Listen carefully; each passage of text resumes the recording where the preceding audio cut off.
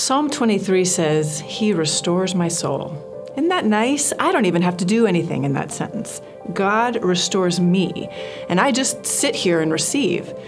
It sounds so easy. The thing is, I often have a hard time being truly restored when the world around is burning down. A really horrific war is raging in Ukraine.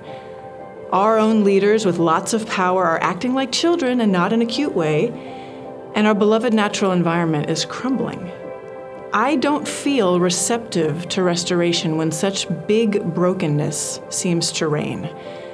It's too overwhelming to find hope anyplace. But let's keep reading that psalm.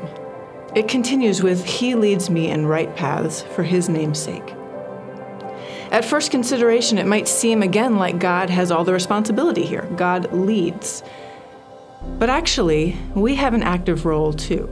After all, there's no point to having a divine leader if others don't choose to follow along on those right paths, which can take many forms. When the bigness of the badness overwhelms me, I choose to focus down to the small goodness that I can do. After all, I cannot end the war in Ukraine, but I sure can find real and tangible ways to help refugees that are right here in our own community. God love them, I cannot fix politicians who lead so immaturely, but I can choose to govern at my own little job, with my own little household, with values that I have learned right here at church. And I alone cannot save our environment. But my grocery dollars can be spent on food that is packaged responsibly. And if I do have to buy something packed in plastic, I can insist that my family reuse those containers as many times as we can. Historically, some right paths lead you straight up to Mount Sinai or into other places where you can influence the whole world. But really, most right paths are smaller and quieter.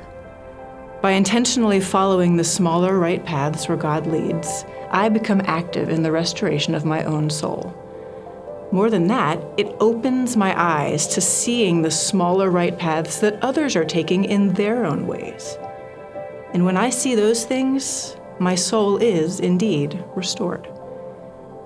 I pray that you will find your right paths today, my friends, and see hope journeying all around you.